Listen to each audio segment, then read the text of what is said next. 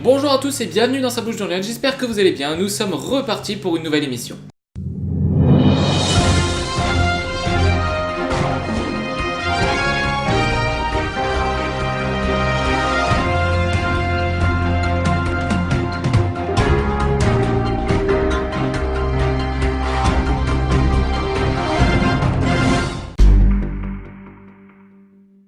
Le tri sélectif oui, mais en porte-à-porte, à Vallon. Les points d'apport volontaires de l'intercommunalité Avallon-Vézelay-Morvan ne comptent plus que des bornes à verre. Le reste du tri sélectif est collecté en porte-à-porte. Les nanas reprennent le pouvoir, joignez. Le petit groupe de copines de l'esthéticienne Prunelle est en train de devenir un véritable cercle. C'est celui des nanas pas disparues, entre guillemets, comme elles se font appeler. La ville avait financé les travaux d'un montant de 666 €, mi-gêne. Les travaux menés par la ville de l'ancienne brasserie du 20 avenue Salengro sont terminés. Le café B-Chef, exploité en gérance, a été inauguré mardi. Le Grand Ferrier intéresse les archéologues. Le site du Grand Ferrier, de la forêt domaniale d'Aillan-sur-Tholon, commune déléguée de Montholon, exploité au début des années 1900 et s'étendant sur une vingtaine d'hectares, vient d'être sélectionné comme site majeur représentatif de l'activité métallurgique romaine. Les enfants fêtent la nature, Saint-Fargeau. Nature en fête. C'est le thème que propose le centre de loisirs Animar, basé à Saint-Fargeau, pour les 2 semaines des vacances de printemps. Le centre accueille entre 20 et 30 enfants par jour. Une centrale biogaz pourrait s'implanter à Tonnerre. Une unité de méthanisation territoriale devrait voir le jour sur un terrain de la ZI de Vauplaine, appartenant aujourd'hui à la ville. Le projet est bien avancé. Le nouvel office de tourisme ouvrira le 6 mai, Villeneuve-sur-Yonne. Le nouvel office de tourisme ouvrira le 6 mai. C'est aux 4 rue Carnot, dans l'ancien bâtiment du conservatoire détruit par un incendie en décembre 2012, que l'office de tourisme flambant neuf de Villeneuve-sur-Yonne va ouvrir. Une nature riche s'épanouit sur la colline. Vézelay, plantes, arbres et papillons, tel était le thème de la randonnée découverte organisée samedi par l'association de la petite faune de Vézelay, guidée par le naturaliste Thierry Castel. On passe maintenant aux événements.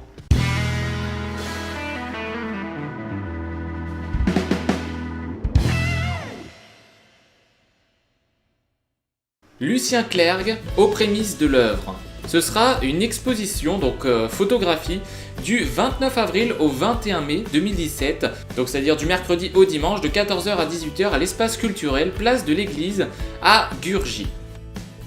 Est-ce que vous aimez le rétro et le vintage? Alors j'ai un truc à vous proposer, ce sera au Parc Expo à Auxerre du 6 et mai 2017 avec de nombreux exposants jusqu'à 2000 m², objets déco, design, mobilier, vinyle, affiches, prêt-à-porter, accessoires. Ça s'appelle le Broc Salon Rétro Vintage et c'est la première édition.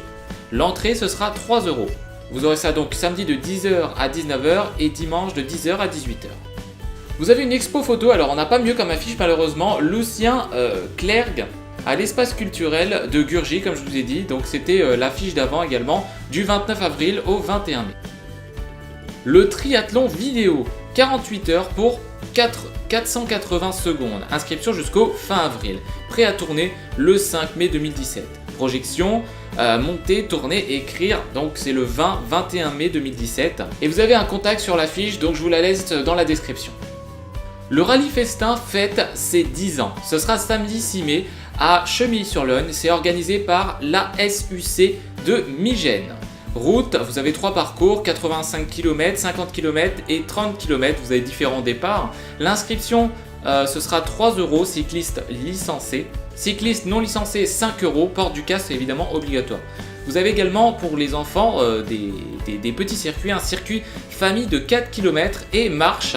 2 parcours de 11 km, départ à 14h et 15 km, départ à 13h45. Les inscriptions pour les marcheurs c'est 3 € et vous aurez également des tombolas week-end sur une péniche et le prix du billet ce sera 2 €. Vous avez d'autres choses à gagner également je pense. Cocktail festin, en tout cas tout est sur l'affiche, n'hésitez pas à aller la regarder dans la description. Dimanche 7 mai 2017 de 9h à 17h, Belchaume, venez nombreux fêter le printemps et découvrir son marché artisanal et gastronomique. Ce sera évidemment gratuit. Atelier sur les vies antérieures, ce sera jeudi 11 mai de 10h30 à 18h, le tarif 80 €, collation et repas du midi compris évidemment. Lieu-dit des Cornues, je ne sais pas si on prononce le S à la fin, 89 116 Percy-sur-Vrain. La réservation se fera par message privé et ce sera animé par Béatrice Chapelle.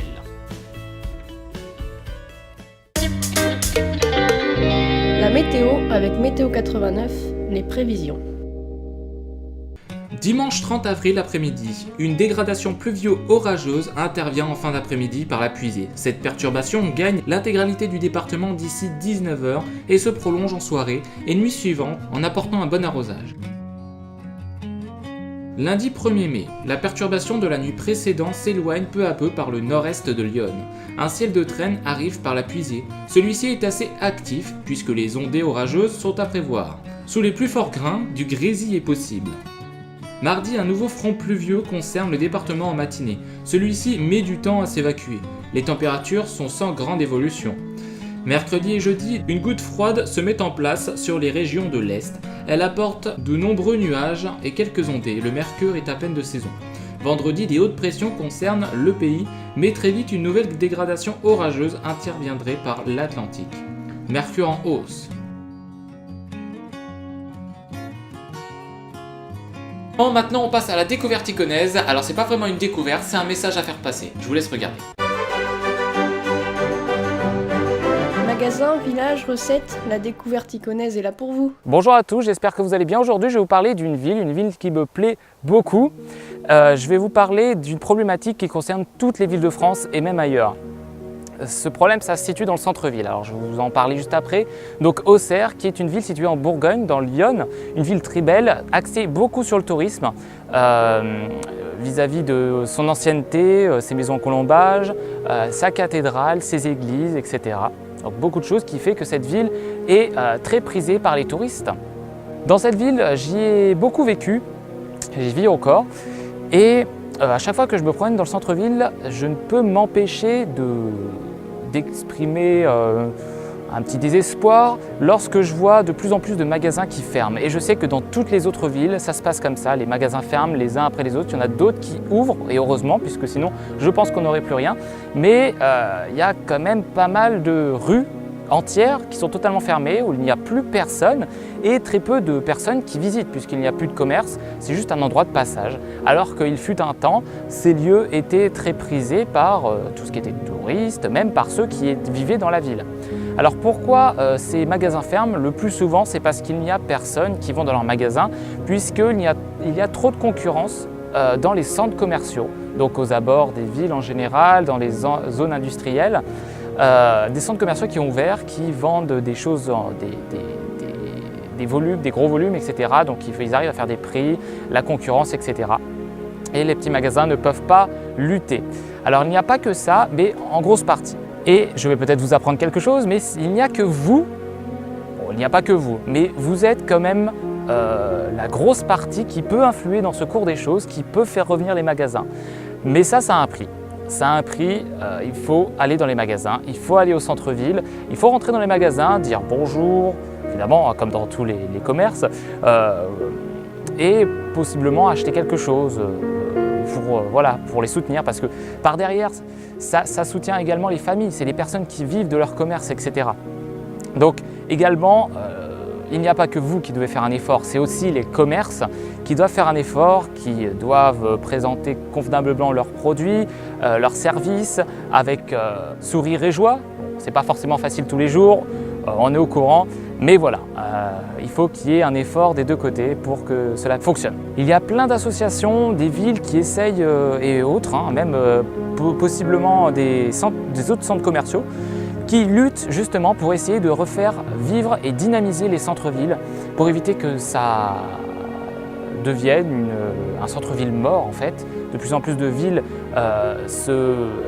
les personnes partent plutôt dans les grandes villes plutôt que les petites villes puisqu'il y a de moins en moins d'activités dans les centres-villes et ça c'est fort regrettable. Voilà, c'était une petite vidéo pour vous inciter à venir dans les centres-villes. N'hésitez pas à inviter les personnes. Si vous voulez, vous faites juste une petite balade des centres-villes. Voilà, sans entrer dans les commerces, mais au moins visiter un petit peu la ville, etc. Dès qu'il fait beau, n'hésitez pas. On s'efforce, en tout cas dans la ville d'Auxerre, de vous donner le plus d'animation possible. Et dans les autres villes, j'en suis sûr aussi que leur dynamisme et leur force de faire revivre les centres-villes ne s'est pas éteint. Voilà, à très bientôt, au revoir.